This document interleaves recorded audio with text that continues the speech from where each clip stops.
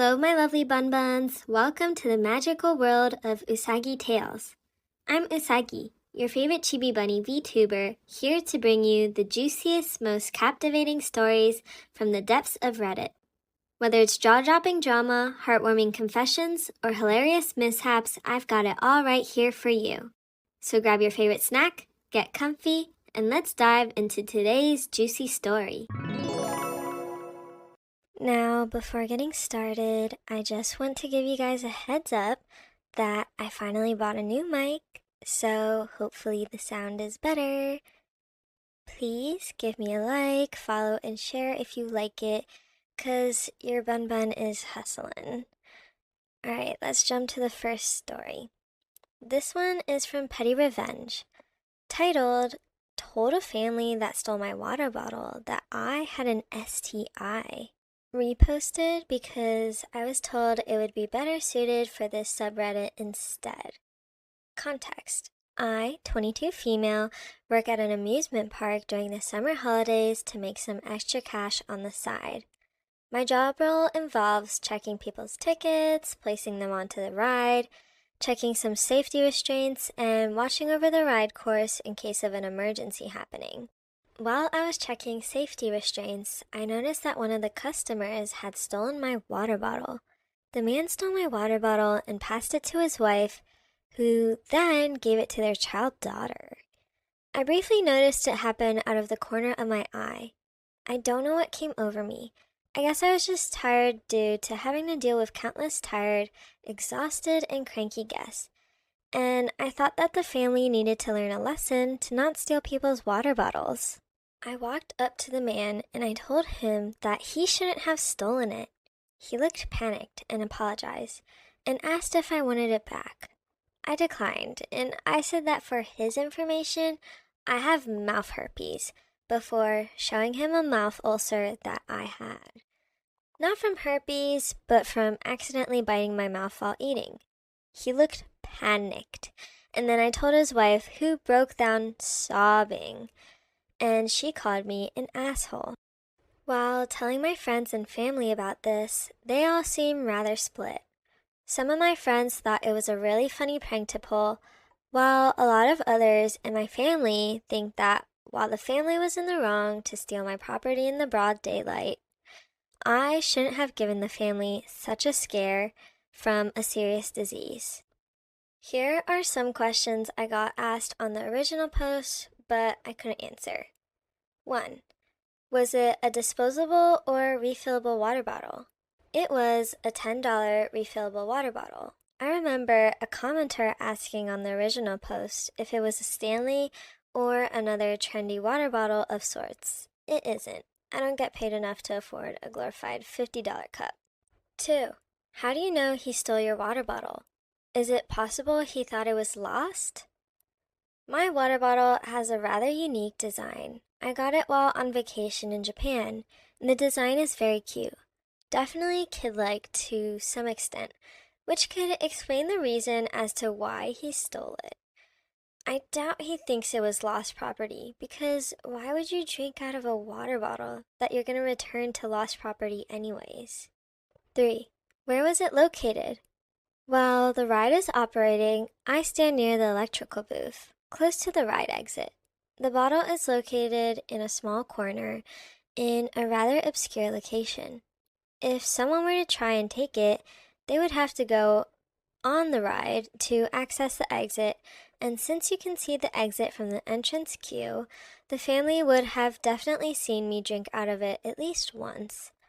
Also, other than the occasional 2 minutes I am away, I'm always either standing near the bottle or holding out of it / drinking from it. Edit 2. Holy fudge, this blew up. I think some people asked me some more questions, so I'll answer them here. Did I tell them I was lying? Nope, which may make me an asshole, but I think they really need to learn their lesson. I've had serious illnesses in the past that, if passed to a kid, could really harm them. I think I had pneumonia early February, and I did have strep throat last year August, which, can lead to meningitis and scarlet fever, which is not fun to have. Question 5. How did you afford a trip to Japan but not a Stanley Cup? I can't afford a trip to Japan too. My parents paid for the trip in full because it was a family vacation. I spent like $500 total, and I was saving up for months for that. Work hard, kiddos. Question 6. Why didn't I want it back? It wasn't a super expensive water bottle, and I could always buy another one. Also, I don't know what sort of disease the family has, considering that this might not be the first time they've stolen a random person's water bottle.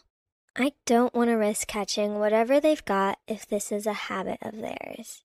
Also, this post served as a reminder that I should probably get tested for STDs myself. So thank you so much to the comments for reminding me that I should probably get that checked out soon. Wow, bun-buns, what a crazy story. Okay, let's talk about the family first. Stealing someone's water bottle is just plain wrong. I mean, who does that? You wouldn't just go up and take someone's drink at a restaurant, so why would you do it at an amusement park? It's not only rude, but also unhygienic, especially with all the germs floating around. Now, onto her reaction. I get it. Telling them she has an STI to scare them is pretty extreme. But let's be real, it was kind of satisfying.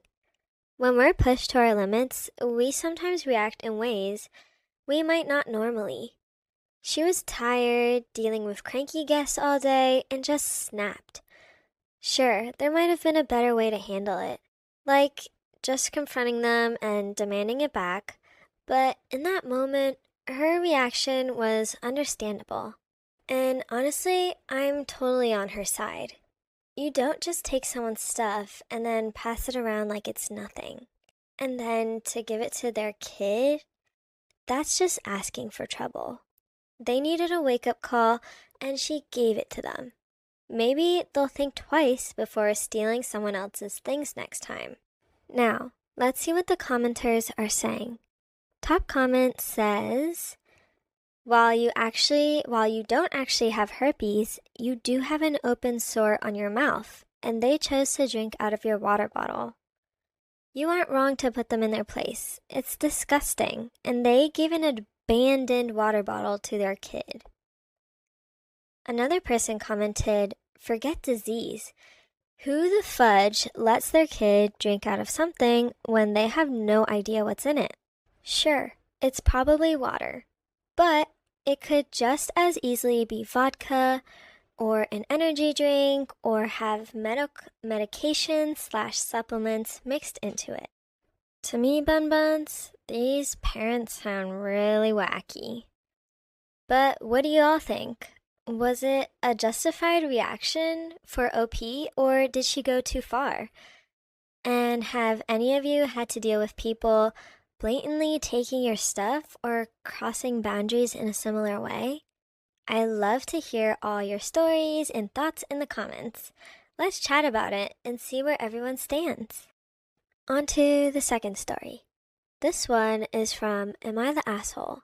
Titled, Am I the asshole for telling my roommate I don't cook food she likes because I don't cook for her? I, 21 male, and my girlfriend, E, 20 female, live together with a roommate, A, 31 female. We all contribute equally to our monthly house food. Food meant for everyone, not one specific person, budget. We can still have our own food, and as long as we communicate so nobody eats someone else's food. A couple weeks ago, I made myself and E some spaghetti with the house food. Just noodles and generic brand canned sauce, nothing fancy. Quick and easy because I was feeling lazy. A was at work until late that night, and myself and my girlfriend ended up finishing all the spaghetti. When A came home, she saw the dirty pot in the sink and made a comment about being sad there was none saved for her. I asked if she wanted me to save some for her next time I made it, but she didn't really give me a straight answer. I got the feeling she wanted me to though, so I made a mental note to do that next time I made spaghetti and moved on. A few days later, I made some pork chops. Again, nothing fancy. E wasn't hungry and didn't eat her portion, so I offered it to A when she came home. She accepted. However, when she put the food in the microwave to warm it, she made a face as the smell hit her. She tried to, she tried not to let me see, but I could tell she wasn't thrilled. She took the food into her room to eat, which isn't unusual for her, so I don't know if she finished it or what. Since then, whenever we're in the kitchen together and I'm cooking, she's been kind of hovering over my shoulder and trying to give me advice on how to season my food. And honestly, sometimes it's good advice. I'm one of those people who views cooking as a constant learning thing, so I don't mind taking suggestions. However, she gave me an attitude whenever I didn't do something how she wanted or liked. It was always subtle and unspoken until yesterday. I was making spaghetti again. When I make spaghetti, I keep the noodles and sauce separate so everyone can choose how much sauce they want. A's seen me make spaghetti before, but this time she said I made it the white people way. I felt it is important to note that she is also white. She said I should mix the sauce in, and I told her that wasn't how I make it. She told me that she liked it better when it was pre-mixed, and here's where I maybe went too far. I told her I don't care how she likes it because I wasn't cooking it for her. I told her that when I cook, mine and my girlfriend's preferences are the only things I consider because the food is being made for us, not for her. If she doesn't like it, she has her own food to make, and there is nothing stopping her from eating that. She got all huffy and stormed off, and later on, E said my tone came off a bit angry. I wasn't angry, I was just stating a fact, but maybe there was a way to put it more gently. I don't know.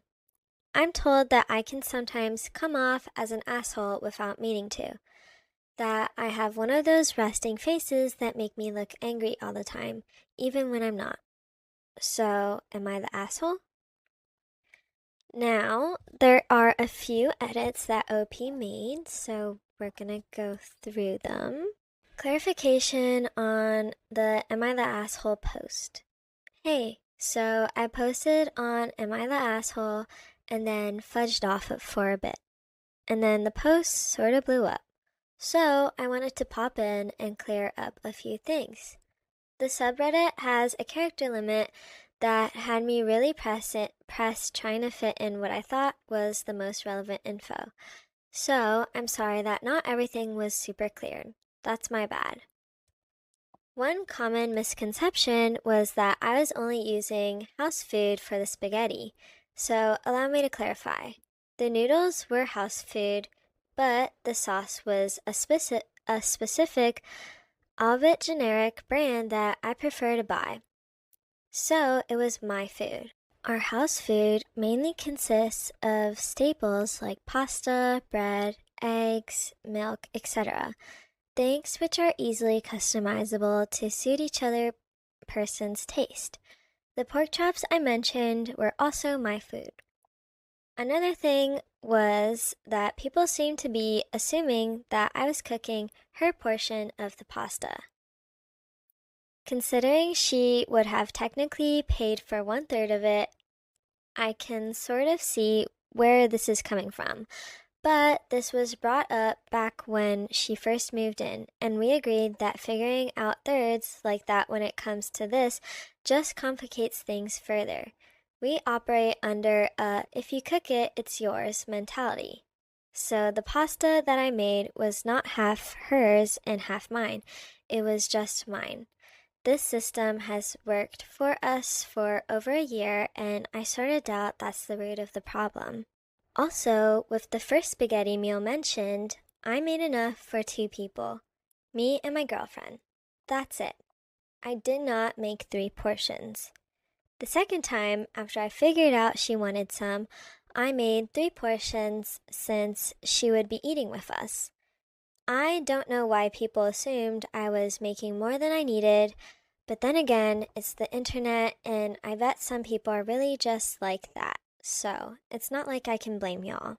All that said, the answer I saw most often was that a discussion about the food budget needed to be had, and things needed to be properly split between the three of us. And while I'm on the fence, I do think it's worth bringing up with E and A, so that's probably what I'm gonna do. I'm gonna give A bit more time to calm down though, since she still seemed cold when she left for work earlier. Okay, buns, now there is one last update by OP, which he titled Final Update on the Stupid Spaghetti Post. Alright, figured y'all should get one last update before I vanish off the face of the earth. Myself, A, and E all sat down together last night after A got off work. I brought up what happened the other night with the spaghetti and explained how I saw things. To sum up what I said, I told her that while I appreciate her help sometimes in the kitchen since she had more experience than me, I didn't understand her insisting on something as small as stirring the sauce in or not, when she could simply stir the sauce in herself on her own plate. I was mindful of my tone and my wording this time around, and I think that helped. After I had said my piece, A let out a long sigh and apologized. She explained that she had a long day at work that day, and when she came home, she was pretty moody, and ended up taking that out on me. She said that growing up, her family always mixed in the sauce, and she had never actually eaten it the other way. So when she saw something she perceived as new, her brain just kind of flipped out about it. I told her I understand and I apologized for maybe coming off more annoyed than I actually felt. I also took this opportunity to explain to A why I eat spaghetti this way. My older sibling has autism and is an incredibly picky eater, and when we were kids, they would refuse anything that wasn't plain buttered noodles. So, the separation of noodles and sauce was our family's way of accommodating them. And I guess it just sort of stuck with me since it's how I grew up. She said that it made sense, and I told her if it really mattered, I could stir her portion of the pasta when she's having a rough day. She smiled and said it's not necessary, but I heard this tone in her voice again, so I think I'm going to do it anyway and see how she responds. Since so many people seemed confused or concerned about the house food system, I decided to bring that up and ask if it was in any way relevant to this. She said no, that she really didn't mind the system we have. She said it probably wouldn't have happened no matter what I made, since in her mind, right then, anything that wasn't made her way was wrong. E also agreed that as of right now, our house food system is working, and neither of them saw a reason to change it. After that, we just kind of hung out in the living room for a while, talking about weirdly specific food preferences we have in the same vein as stirred spaghetti. Turns out we're all picky about some random food item, and it only makes sense to us. Like, I'll only eat hot dogs if they're not made with actual hot dogs, but Polish sausage, and it has to have mustard. Not sure if it's then called something else, and honestly don't care. Not the point. Point is, our strange and specific food preferences can be accommodated more often than not. Except E, putting ranch dressing on her spaghetti. I love her, but some crimes can never be forgiven. Well, bun-buns, I'm glad that OP was able to work it out with his housemate.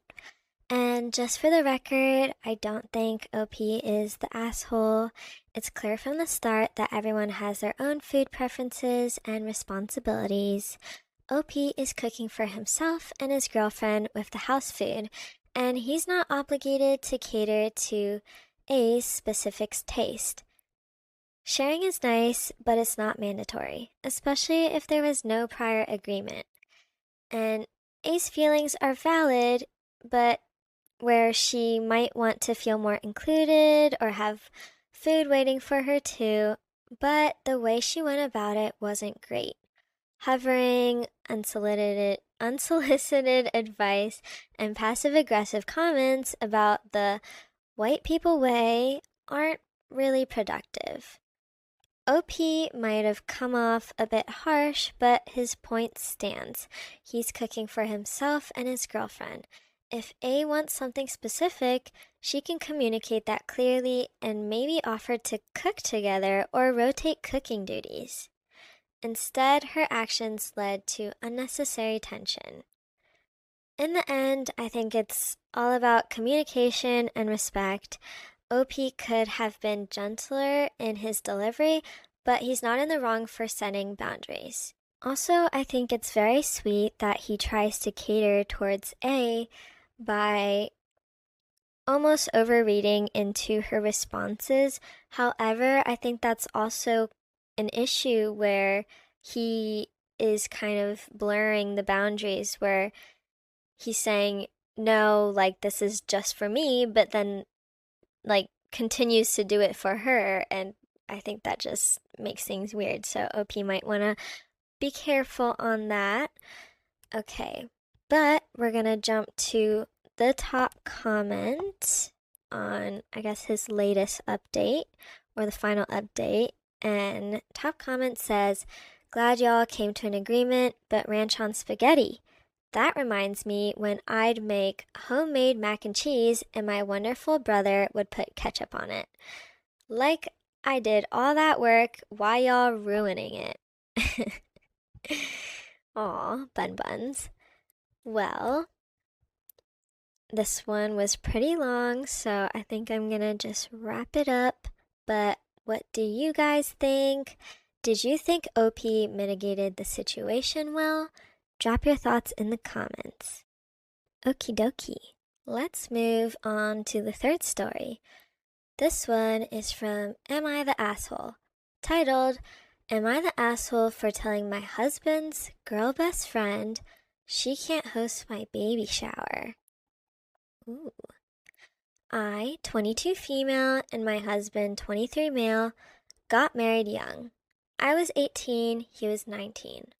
Both of us knew we always wanted to get married and start a family young. I started college 2 years ago, and he just graduated with a Bachelor of Biomedical Science. My husband has a girl best friend, 23 female, who I'll call Sam, who he met in college. Both of them grew up Baptist, and while he left the church, they had a very similar childhood and bonded quite quickly. Despite what you may be thinking, her and I got along really well. She and I liked the same music, and we were both studying in relatively the same fields, so she became a friend of mine as well. Since I found out I was pregnant, though, some issues have started to arise. We announced our pregnancy on social media after we told our parents. Sam texted my husband a congrats text and then told him to pass on her well wishes to me. She's been texting him nonstop with baby advice and what she likes to call advice for mama, which includes sometimes relatively targeted jabs at what I should eat. Honestly, I kept brushing the text off, but it got a point where the conversations were less about the baby and more about me, which I was getting increasingly uncomfortable with, because she wasn't texting me, she was texting my husband. My husband acknowledged this and has just started to show them to me and ask what I want him to do. I just told him to ignore them. When I announced I was having a baby shower and sent out the invites, I received a text from Sam. She said something along the lines of wanting to host my baby shower and set it up. I told her politely that my mom was planning on hosting it with the help of my sister and that it was a special moment for them and I wouldn't want to take that away. Well, Sam ignored that message because the next day she came over and insisted we start working out arrangements for the venue. I told her once again my mom and sister were hosting it, and she told me that she should take her advice and let her plan it because she'd ensure that the baby shower would be better if she planned it, particularly because she'd been working on the menu. Whether it was pregnancy hormones or just bottled up rage, I told her that the jabs she's been making at me behind my back about my diet during this pregnancy to my husband are really annoying, and that no, she cannot host this shower, and from now on, her unsolicited advice was not appreciated, especially if she can't say it to my face. That night, my husband's phone blew up with messages from Sam saying that he had no right to show her those messages and they were just supposed to just be health tips because Sam was studying nutritional science and only wanted to help her best friend and ensure a happy baby in life. I know she had somewhat good intentions and she's been a good friend to my husband and to me, so am I the asshole? Well, there are updates in the comments that I'm going to read you, bun-buns. So, update. Hi, everyone. First, I just want to thank you all for your support. Truly, it means the world. Okay, so hubby and I phoned Sam today and talked to her about the issues we were having with how she was acting. I explained that I was very uncomfortable with the fact that she had been texting my husband, not me, about my pregnancy and eating habits, and that when she assumed she would be granted secrecy and she wasn't, she got mad. Sam explained that in the moment it seemed like it was a good idea not to text me directly in case she overstepped and made me feel mad. So, she was hoping that if she explained things to my husband, he would be able to relay that info to me casually. She assured she just wanted to help protect and nurture the baby, and to that I said that this isn't her baby. I am perfectly capable of making sure the baby is healthy. She apologized and explained that truly she only thought she was doing something good. Husband and I explained we are just going to distance ourselves a bit because this situation has not only made me uncomfortable, but husband also said that he needs to focus on his wife right now and Sam needs to take a back seat. I don't think she was overly happy with this, but she said okay. She asked if she was still invited to the baby shower, and hubby said it may be best that she skips it, but I explained if she wants to, her invitation is still valid, and she is still welcome. Sam did text me after the phone call asking if we can meet for coffee, so I'm seeing her tomorrow. I'll update you guys on how that goes. Honestly, I think she was just misguided. She's not a bad person at heart. Thanks. Well, we have update number 2 here. This will probably be the last update I do unless something else happens, but safe to say, after today, Sam is out of our lives. Essentially, I did go see Sam and she was not alone. In fact, she brought her cousin who is a therapist. About 5 minutes into Sam's opening monologue, I left. She explained that after hubby and I told her we wanted low contact, she realized that clearly the stress of expecting a baby had caused me to act irrationally, and she wanted me to have someone to speak to. She even tried to dress it up by saying that I didn't have to pay for this. Yippee me. Anyway, I left. Hubby sent her a message saying that we need distance and not to contact us for a while. Edit. This does not mean we are going low contact, we are going no contact. As I stated, she is out of our lives. Sam's a bit irrational right now, and we just wanted to minimize fallout, hence telling her for a while. Not to psychoanalyze, but honestly, I think Sam needs help. Clearly she cares, but it's too much. And honestly, it's insulting how little she thinks I can look after myself and my baby. Her overbearing personality has its limits, and honestly, I can't take it. Anyway, thank you all for your support. If there's another update, I'll post here. For now, bye. And bun-buns, guess what? 2 months later, we do have an update. So, here it goes. Hi everyone. First of all, I want to thank you all for the wishes and support. The amount of support I have received from random people on the internet is more than I could ever ask for. Thank you. Now, I wasn't going to update unless something major happened, and honestly, I'd completely forgotten about this account. But something major did happen, and so here I am. My baby shower was 2 days ago. Unfortunately, Sam did not attend. However, unfortunately, neither did my husband. After we cut Sam out of our lives, I received numerous messages from an unknown number claiming to be Sam. They ranged from apologies to insulting me to calling me stupid for not noticing earlier that my husband was in love with her. I immediately confronted my husband, asking him if he knew what the nonsensical messages meant, and he downright refused, feigning ignorance. Well, long story short, I unblocked Sam and asked her straight up if this was her. She admitted it was, and said that the only way she knew how to reach me was from her friend's number.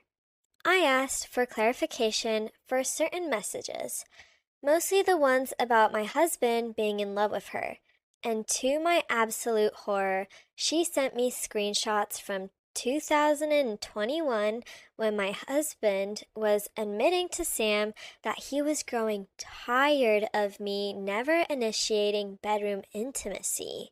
I don't want to get into too many details, but back in 2021, I was suffering from depression after one of my closest friends passed away from COVID-related issues.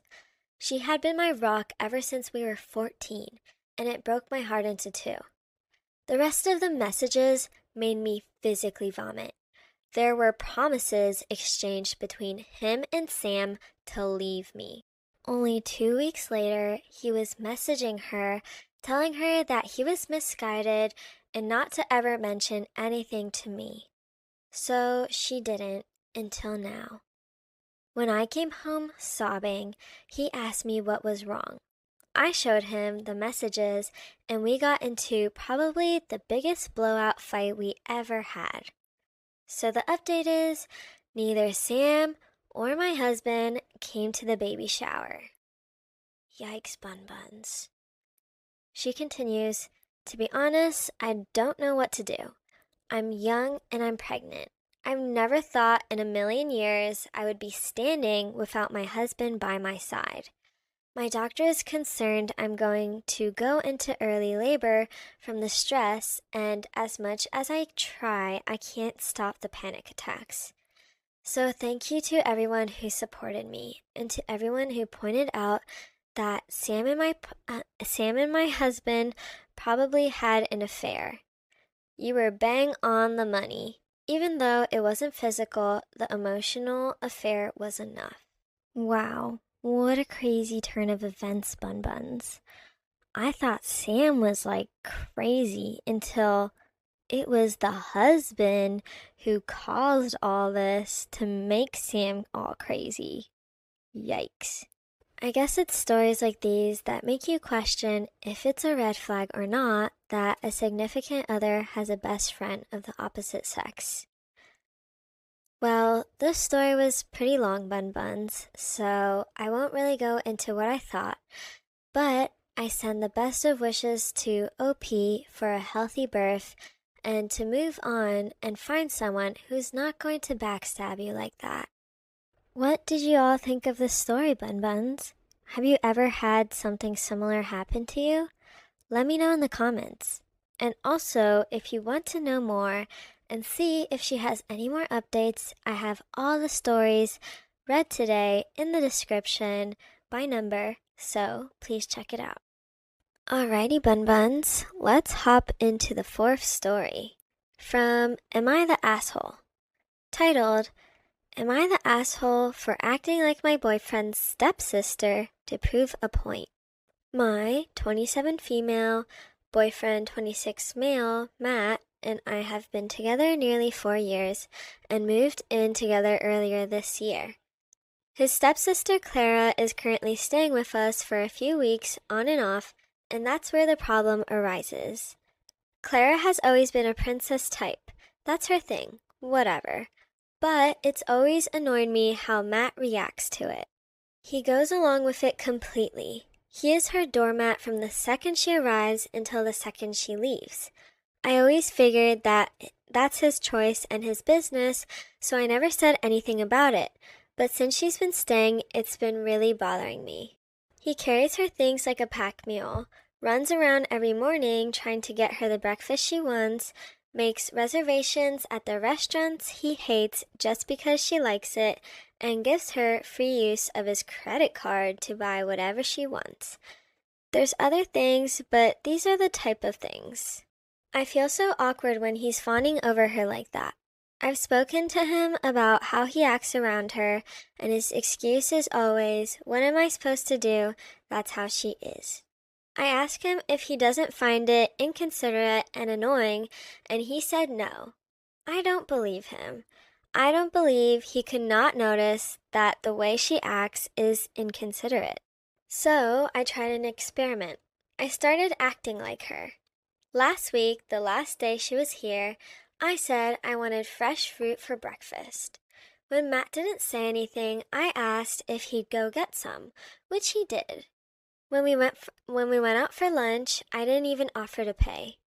When we went to run errands after lunch, I made him drive 30 minutes to the next town over to go to a particular shopping center, and I took longer than usual choosing products. I also made him drive home. I could see he was a bit annoyed by me, but he didn't say anything. Later, I suggested we order takeout instead of cooking, and when he said okay, I asked to order on his app. Clara got home after we ate, and Matt spent most of the evening playing video games with her because he was clearly upset with me by this time. After she went to bed, Matt confronted me, asking if I was okay because I had been acting odd all day. He said I'd been treating him like he works for me, which he didn't appreciate. But if I was stressed or upset, we should talk through it. I told him that I had spent one day treating him exactly how his sister does, and he hated it. So he can't say he doesn't notice how she is. Matt got mad and said that was an insane thing to do, and he noticed because that's not my personality. He called me childish and said I'd wasted a day for nothing. It's been a few days and things have been awkward. Matt has been spending every evenings gaming or with friends and has been cold to me. I don't think I did anything that bad, but my girlfriends say testing him like that was stupid when Matt treating Clara like a baby really doesn't affect me, so I should just ignore it. Now I feel bad. Edit. Clara is also 26. A lot of people asked. Yikes, buns. I totally get why OP feels super awkward and annoyed. Seeing your partner act like a simp for his stepsister can be really weird and alarming. What's really interesting is how OP decided to switch things up by mimicking Clara's behavior. It's a pretty bold move to show Matt just how annoying and unfair it feels. What's even odd is how Matt reacted to OP's little experiment. He's all confused and defensive, saying OP was being weird and treated him like a servant. But he totally missed the point that this is exactly how Clara's been treating him. It's like he's not even connecting the dots, which just makes OP's point hit even harder. It's kind of baffling that Matt called OP childish for her approach while ignoring how Clara's behavior has been pretty spoiled and inconsiderate. Matt's been spending more time gaming or hanging with friends since the drama, which shows he's upset, but he's not really dealing with the real issue. It's like putting a band-aid on a bigger problem. And OP's friends saying to ignore it because it doesn't affect her feels a bit off. It's not just about Clara, it's about how Matt's treatment of her is messing with OP's relationship and feelings. Ignoring it will not fix the root issue, which sounds like Matt is treating Clara better than OP. Now, jumping to the top comment, this person says, not the asshole, and I think you're underreacting, honestly. She is his age. Their parents dated for 5 years and broke up, so she's basically just an ex-stepsister. To me, it sounds more of an old family friend dynamic than a sibling dynamic. This reads like the two of you are in denial. Your boyfriend wants his stepsister.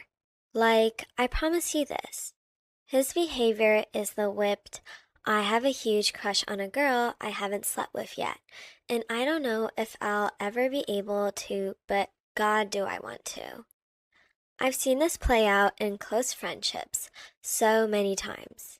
Only time I've ever seen a man act like this, and I know so many men who have little sisters that they spoil. None act even close to this. I used to have a friend who had a relationship like you are describing, but with his biological cousin. Everyone thought it was a little strange, but was like, they're cousins, so it has to be innocent. He even had a few different girlfriends over the years, but would still treat the cousin extra special. Anyway, some of his friends took his phone to look something up, and he had a bunch of cousin porn in his browser history. Oh no, bun-buns, what do you think? Have you ever been in a situation where your partner's behavior with a family member created tension? How did you deal with it? Drop your stories and thoughts in the comments. I'd love to hear how you handled similar family drama. Hopping to the next story for a vibe change. This one is from Petty Revenge, titled, Don't Want to Sell Me a Bagel? Bet. I went to a coffee shop with a friend about a year ago, and I wasn't too hungry but wanted a quick bite. It was early and I don't eat too heavily in the morning, so when I approached the counter, I ordered my coffee and a bagel with cream cheese. The barista told me the bagel was on the kids' menu, and therefore I couldn't order it.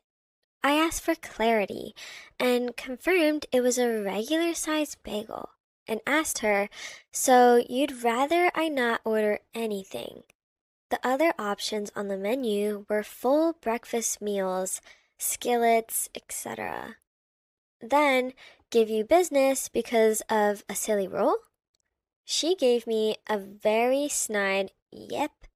So I laughed and said, okay, and sat down. I explained to my friend what just transpired, and she said, nah, I have an idea. She proceeds to put in a DoorDash order for one bagel to be picked up. We keep an eye on the counter, and sure enough, I see the bagel ready to be picked up. I approach the counter and ever so kindly ask for my DoorDash order for my name. The barista tosses the bagel bag at me without saying a word and walks away. Very weird hill for them to die on, especially because bagels are such a common breakfast item, so it was odd to limit to children. And I can understand wanting to sell the more expensive breakfast meals instead, but seriously, you're not going to sell me a bagel? For what? I should have known the vibes were off the moment I walked in, and the entire coffee shop was that live, laugh, love barn door aesthetic too. Jeez, Buns, can you believe this? It's wild how the barista was so adamant about not selling a bagel to an adult. It's like, what's the harm in letting someone buy a bagel if they want one? The whole kids menu rule feels like a strange hill to die on, especially when it's a common breakfast item. The way OP's friend turned the tables with the DoorDash order is pure genius. It's like, oh, you won't sell me a bagel? Fine, I'll just pay someone else to get it for me. There's something so satisfying about using the same establishment's own system to get what you want when they're being unreasonable. And the fact that the barista just tossed a bagel at OP without a word shows how petty and ridiculous the whole situation was. Okay, moving to the comments. Top comment says, I wouldn't have given them a dime. Another person commented, I did something similar. Local pizza joint was charging $2 for a tiny cup of ranch. I saw them getting it out of a 5-gallon jug. Unfortunately for them, there was a CVS across the street. Told my friend to wait there, bought a bottle of ranch for $5, and ate it with the pizza. Staff gave us a dirty look when we left. Oh well, I didn't really give a shit. LOL. Well, Buns, I'd love to hear your thoughts on this. Have you ever had to deal with a strange rule or awkward service experience like this? How did you handle it? Drop your stories and opinions in the comments. Here's the last story for today. This is coming from Relationship Advice, titled, My 42 Male Wife, 41 Female, Sent a Sexy Selfie to a Male Coworker. Should I confront her?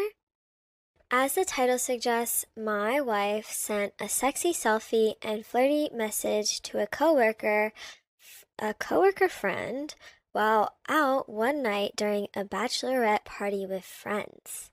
Should I confront my wife about these messages, or should I just let them go? Is there any context where these messages are appropriate in a healthy marriage? How excusable is this? Background/context. There's a lot of background info about this situation that makes it problematic. I'm going to try to bullet point the major points below. I appreciate anyone willing to read it all and provide some feedback. Okay, first bullet point. The message exchange happened nearly a year ago. I only found out by snooping through her iMessages on her computer recently.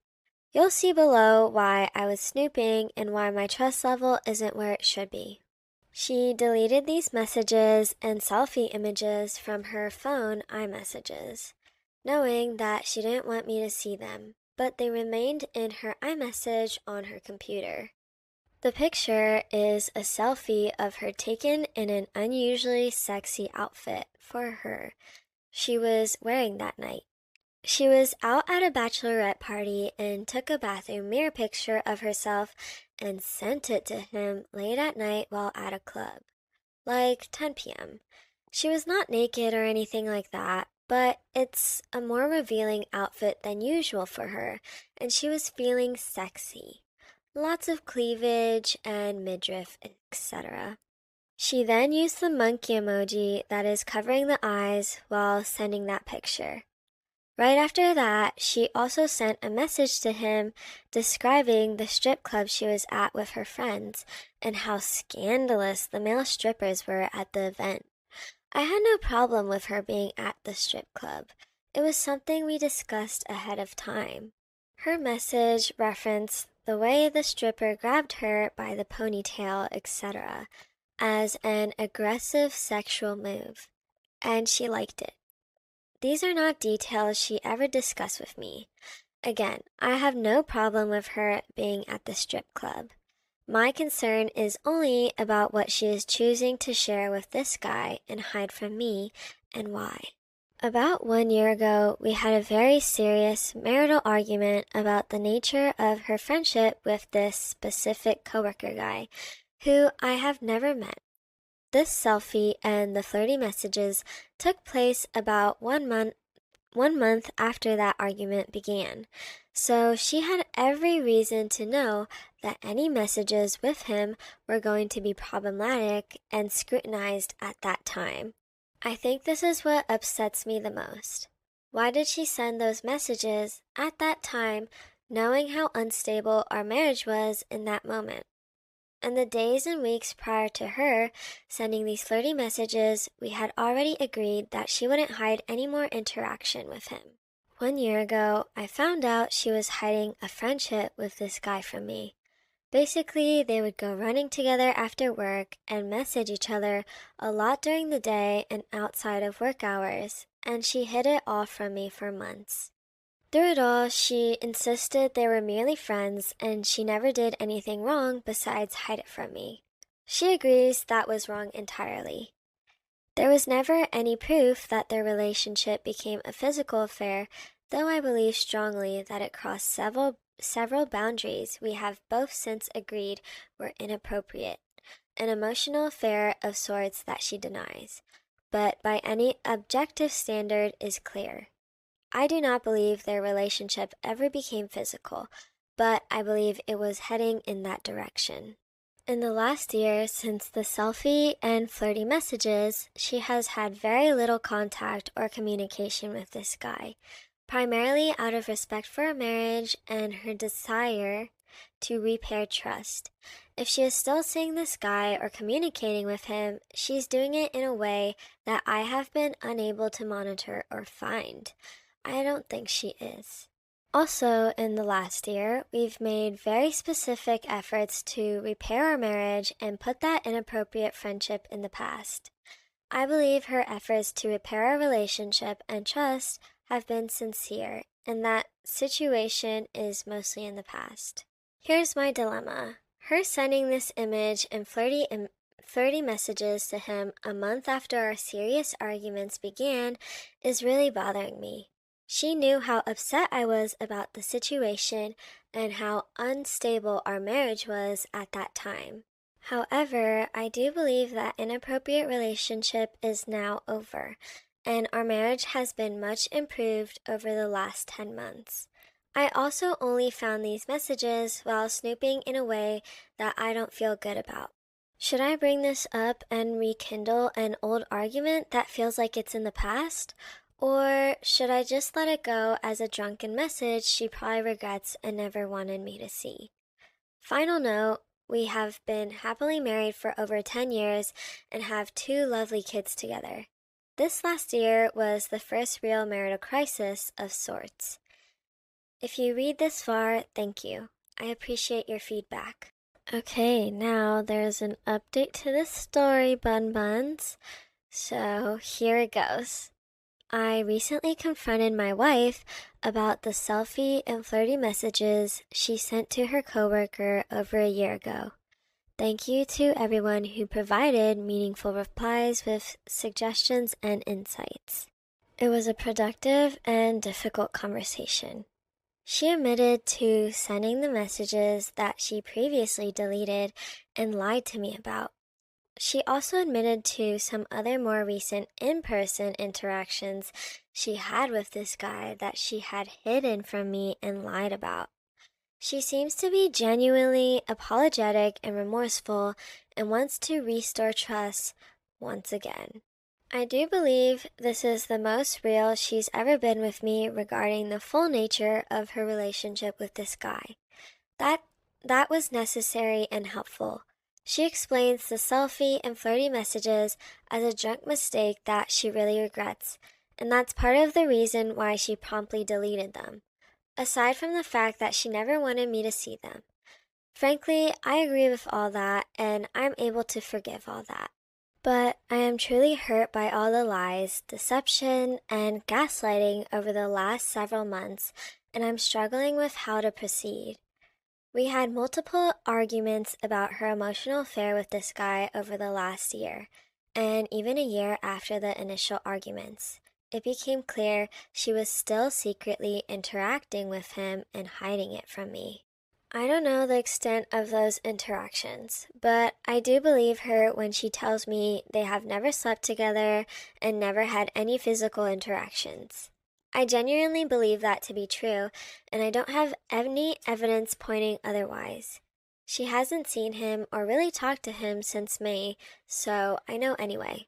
She revealed that she basically had a crush on the guy, but has since moved past it and is really sorry that she ever did any of the things she did to entertain that fantasy. I know that she wants to fight for marriage and make things better. But I'm also struggling because we've had the same type of argument multiple times before. The thing is, I'm really struggling with the fact that there has been multiple times when I've called her out for hiding things from me about her interactions with him. And in those moments, she would come only partially clean about those interactions, only for me to point out additional lies and hiding later. When I asked her why she continued to do the lying and hiding even though we said that was the most important thing to stop doing, she said she was afraid I would leave her if I knew what she was doing. When I told her why is that not enough for her to stop doing the things in the first place, her response was, I knew that what I was doing was not actually wrong.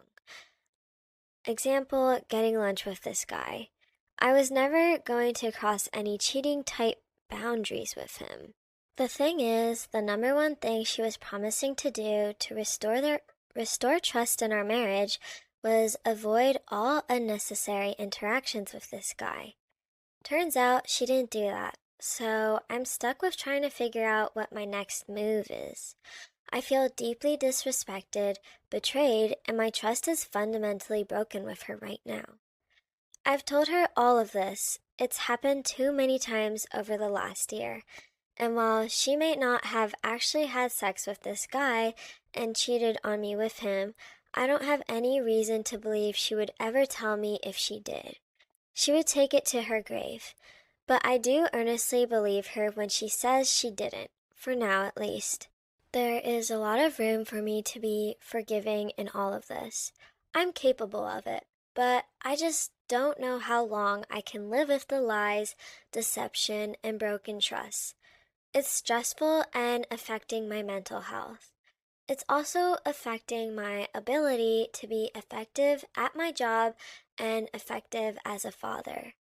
Right now, it's all too raw, so I don't know what my next move is going to be. Most likely, we are going to work it out together. Things had been improving over the last 2 months, so there's room to believe we can get there again if we try. It's just really exhausting to keep starting over with trust like this so often. How do I make clear to my wife that the lies and deception can't continue? I hate threatening divorce, but I don't know any other way to make it clear to her how harmful it is. What other solutions or remedies do you have for a situation like this? Whew, that was a lot of reading, bun-buns, but let's dive into this one. Sending a sexy selfie and flirty message to a coworker, especially when in a committed relationship, is a pretty big deal. It's a clear breach of boundaries, no matter how you look at it. The fact that he found out about these messages through snooping doesn't change the fact that his wife crossed a line. The secrecy and deception involved just added more weight to the betrayal.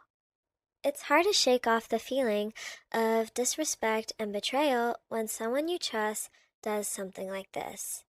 The fact that these messages were sent during a time when their marriage was already fragile makes it even more hurtful. The explanation that it was a drunken mistake doesn't fully excuse the behavior, especially given the context of their strained relationship and promises made about transparency. What really hits hard is the repeated pattern of dishonesty. It's not just the messages and the selfie, but the ongoing lies and hiding that followed. It's one thing to make a mistake, but to repeatedly hide things and lie about them, that's a deeper issue. His wife's fear of him leaving if she told the truth seems like it's rooted in a lack of understanding about how damaging her actions were and how crucial honesty is in rebuilding trust. The question of whether he should confront her or let it go is tough. On one hand, confronting her might seem like reopening old wounds, but on the other, it's crucial for him to express how deeply hurt he is by the lies and deception. If they're working on their marriage and trying to move forward, they need to address these issues head on. It's about making it clear that honesty is non-negotiable and that repeated breaches of trust will have serious consequences. It's understandable that he's feeling overwhelmed and conflicted. Rebuilding trust is exhausting, especially when it feels like progress is constantly undermined by past mistakes. The situation demands more than just forgiveness. It requires a serious reassessment of boundaries and expectations. He needs to make it clear that the lies and deceit have to stop, and they need to work on rebuilding a foundation of trust if they're going to have any chances of moving forward together. So, before I wrap this up, just so everyone knows, top comment says, I'm gonna watch the commenters knock some sense into you. I'm just grabbing popcorn. And I won't really read all the comments, but basically, they're telling OP to get out. So, what do you all think? How would you handle a situation like this? Is there a way to move past this and rebuild trust, or is it a sign that the relationship might not recover? I love to hear your thoughts and experiences in the comments. And that's the end of today's tales, my lovely bun-buns. I hope you enjoyed these juicy Reddit stories just as much as I did. Don't forget to like, share, subscribe, and leave a comment or review to let me know what you think. You can also find me on Instagram and TikTok at Usagi_Tales for even more fun content. And hey, if you have any stories you'd like me to read or games you want to see in the background, send them my way. I love hearing from you all. Until next time, stay curious and keep hopping down the rabbit hole of juicy stories. Bye-bye, bun-buns!